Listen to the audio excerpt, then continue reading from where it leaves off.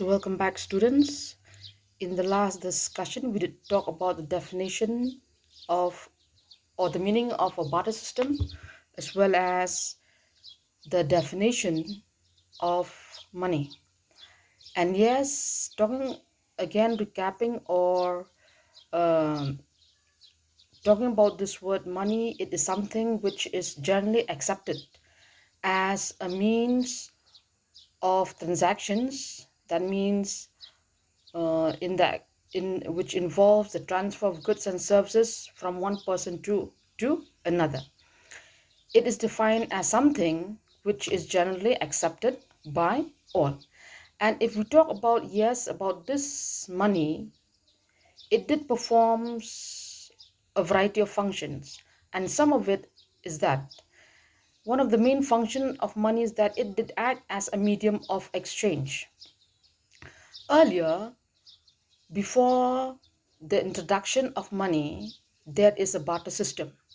Okay, so under the barter system, what do we learn is that we learn goods are being exchanged for goods, which did really give birth to so many problems, so many complications. But the moment money comes into the picture, okay, we no longer have to search for a person who need my good, okay, so on and so forth. But instead, this money, it did act as a medium of exchange. If I want anything, I just need to have this money with me.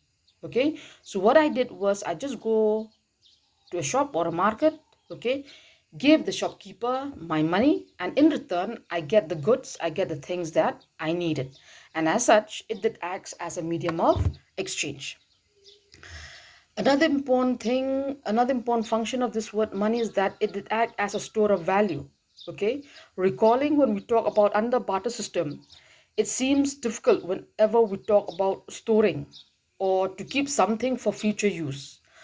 But with the use of money, or with money being into or since the moment we make use of money, it did act or it helped us or it did serves as something that we can store it for future use.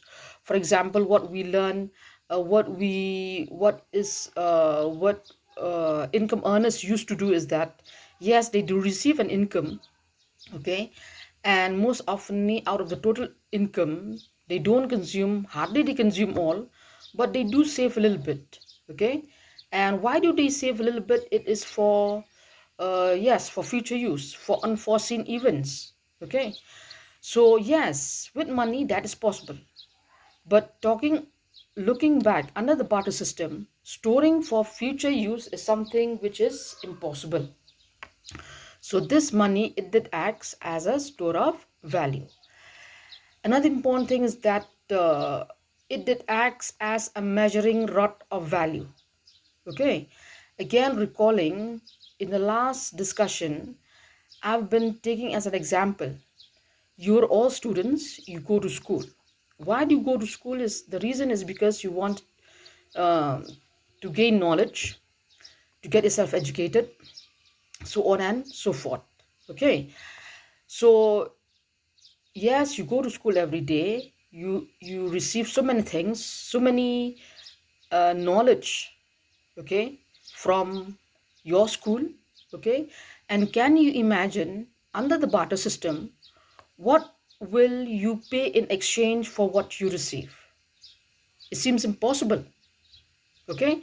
So with the coming of money, with the use of money, all those problem disappears. That means you go to school every day. After you pass your school level, you go to the college level, so on and so forth, okay.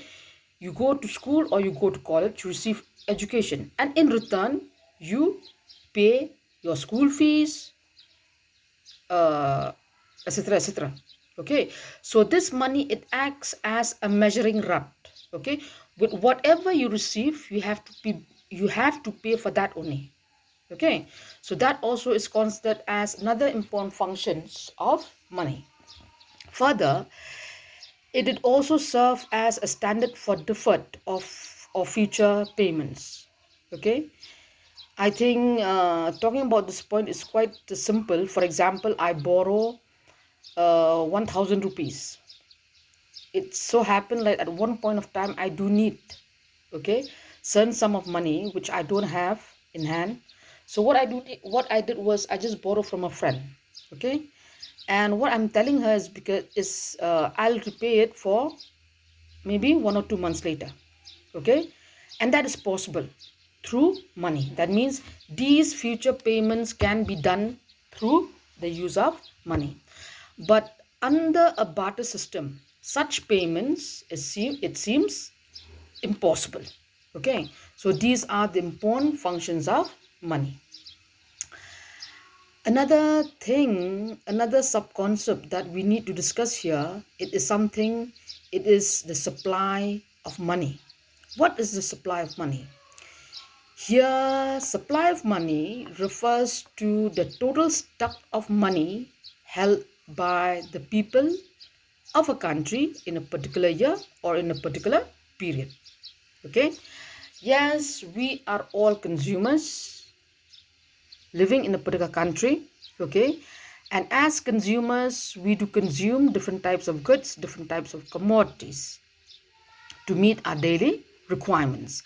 And in order to consume the different goods and commodities that we need, okay, we need to have this money with us, which means I need to have a certain amount of money with me.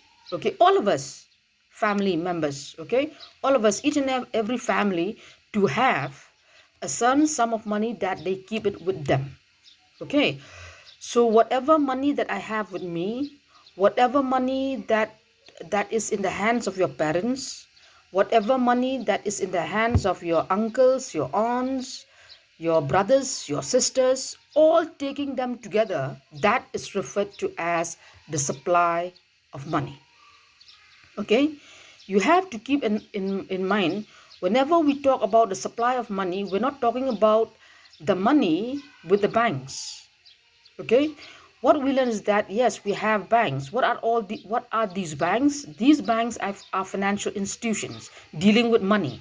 Okay, the money that is with the banks, they are not considered as money supply. Okay, but the supply of money only refers to the total amount of money or the stock of money that is in the hands of the people at a particular time or at a particular period. And further, talking about the money supply, the principal components of money supply are that means whenever we talk about this money supply, that means we're referring to the currency. And if I say currency, uh, it might be notes as well as coins that is in the hands of the people. Another component of money supply, it is the demand deposits of the people with the commercial banks. That means talking about the commercial banks, what are these commercial banks are doing? Commercial banks, they use to accept our deposits, they used to lend us with loans. Okay, so whatever deposits that are in the hands of those banks deposited by the people, okay, those falls under the money supply. Besides, the other deposits that fall under the money supply are the demand deposits with the RBI. If we talk about the RBI, yes, it is the Reserve Bank of India with the RBI, and this RBI, it is the Reserve Bank of India, which is our central bank. Okay,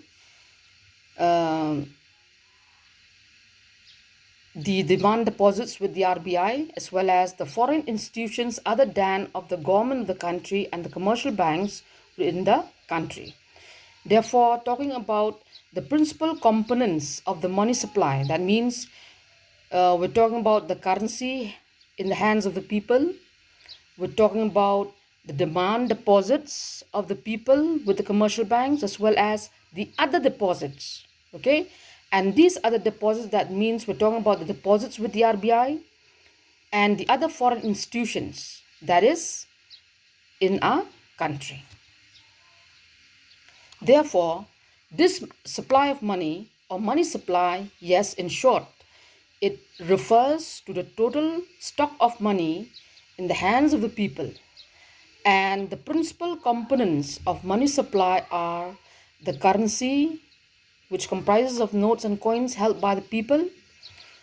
It comprises of the demand deposits of the people with the commercial banks, as well as the other deposits in the hands of the RBI.